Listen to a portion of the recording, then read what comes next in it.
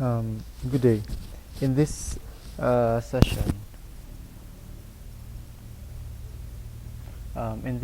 we'll be talking about um, work as a scalar quantity. Okay, so we're going to have this one, work as a scalar quantity, or the dot product of force and of course displacement. Okay, so recall. So vector quantities can we have to consider the mathematical operations in dealing with vector quantities, particularly multiplying. Okay, so there are two ways in how to multiply vector quantities. So we have the dot product and we have the cross product. So each of these methods of multiplication of vectors basically has its own meaning.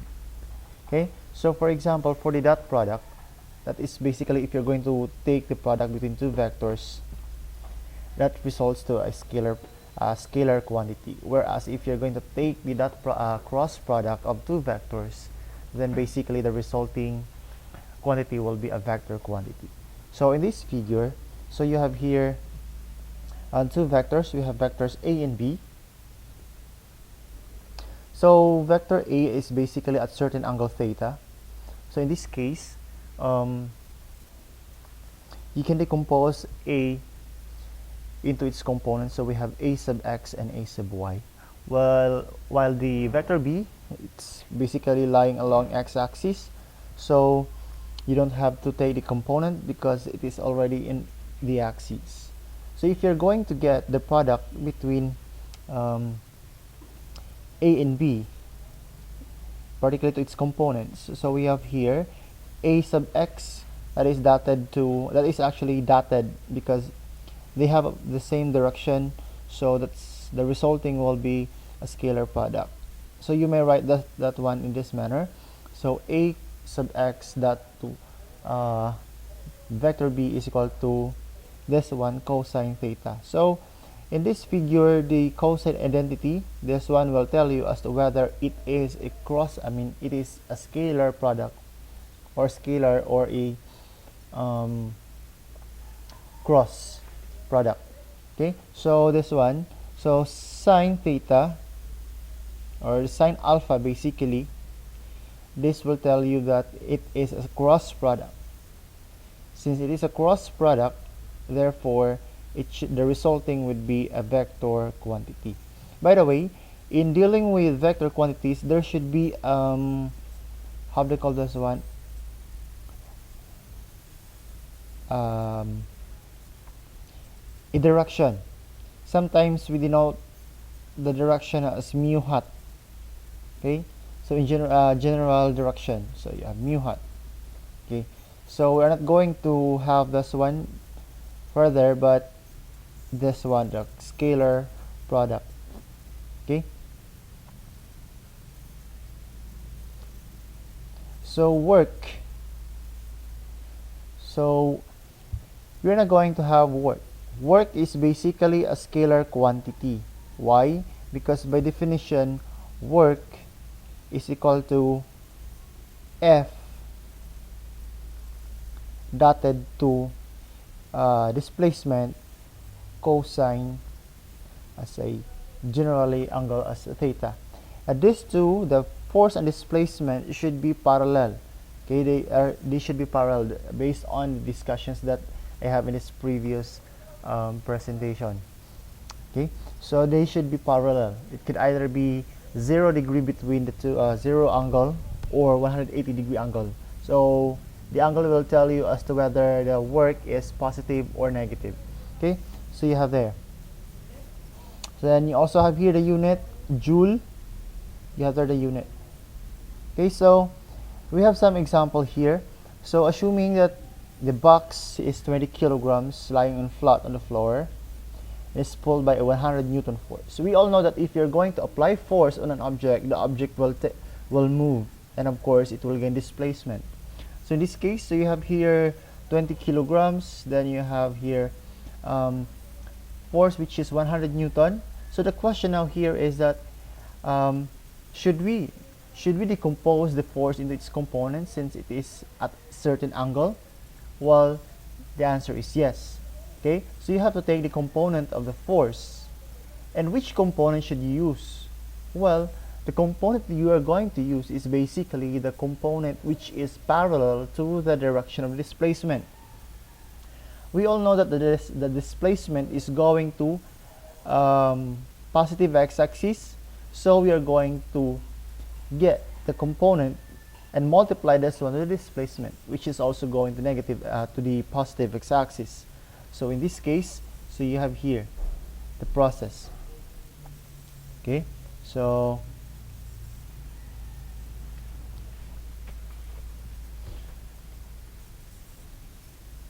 okay, so in this case, since there is a friction, so we cannot just neglect the element of friction, the friction.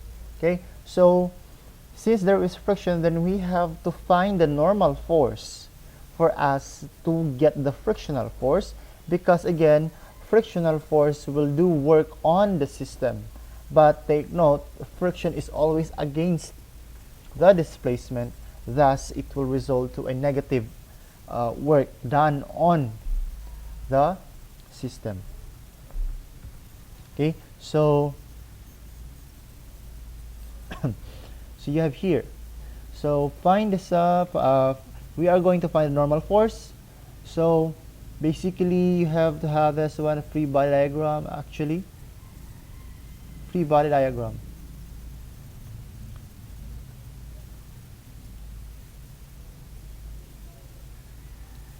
So this is a free body diagram. We all know that we have here the normal force, and of course we have here the weight of the object, which is basically mass 20 kilograms times g.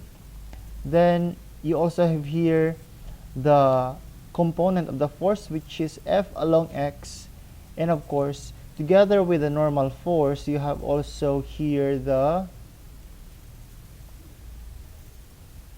the component which is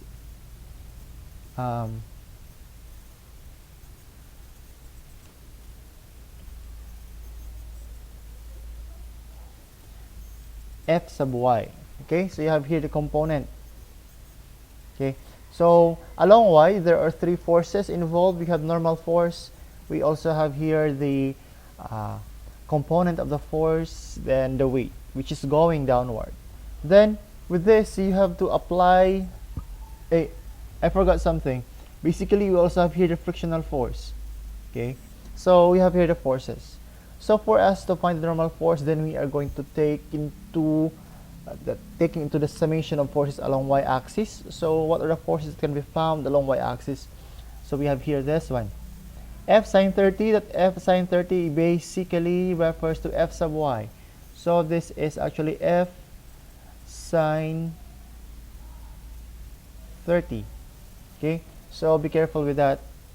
Sometimes I even mistaken with the identity I'm going to use.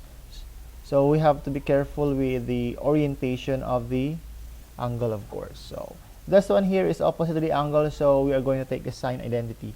So yeah, that is the F sine 30 plus the n, which is going upward, and minus mg going downward, equate at 1 to 0, because along y acceleration is equal to 0. Okay, so you have here, then doing mathematical operation, you will have here mg minus F sine 30, then mg, that is 20 times 9.8 meters per second squared times kilogram, of course. You have here 196 newton minus 50 newton, then the resulting normal force is 146 newton. And finally, using the formula F is equal to mu times n, so our frictional force here is basically 5.34 if I'm not mistaken. So let me zoom this one out in. Okay, so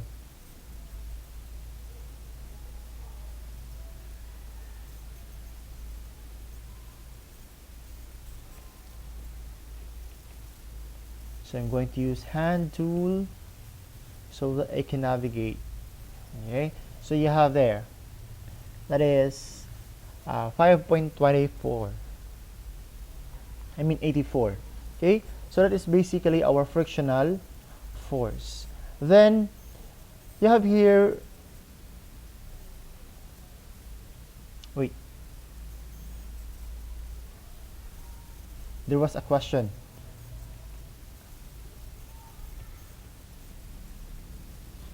So the work done by the force applied. So anyways, this is quite easy.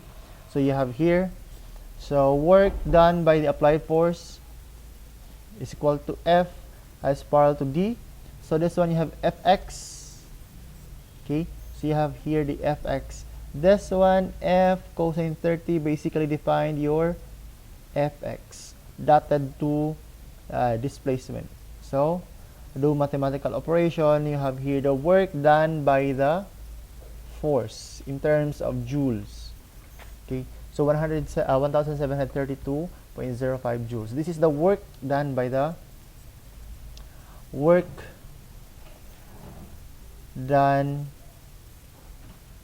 applied force. Okay, so this is the work done, and of course this is only along x-axis. Y, there's no work done because there's no movement or displacement along y. Okay, so for letter B, again, this is what I have said a while ago, that you're going to get normal force for you to find the frictional force, because in movement, in motion, friction also does work on the system. Okay, so the work done by friction, basically you have here the work done by friction, F d cosine 180. It is cosine 180 because the friction is going in this direction, which is 180 angle with respect to displacement direction. So this is the direction of displacement, so the angle that exists between displacement and of course the frictional force is 180 degrees. This one referring to the angle between displacement and the frictional force. So if we're going to take cosine 180, that is equivalent to -1. Okay, so it's -1. So the resulting value will be the work done by the frictional force is minus 116.8 joule. Okay, so you have there. So if you're going to take to determine the work done on the system, or the net work done on the system, all you have to do is just to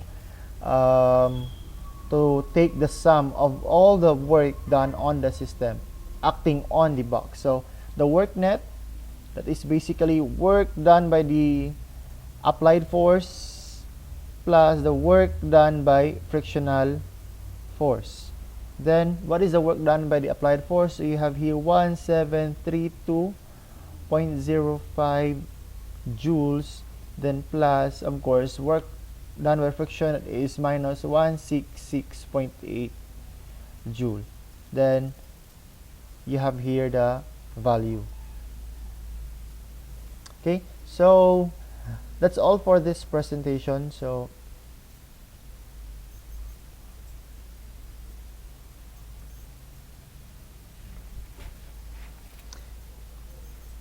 I guess that's all.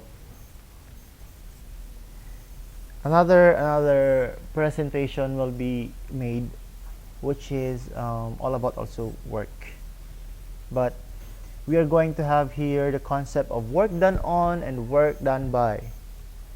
Who does the work, where the work was done.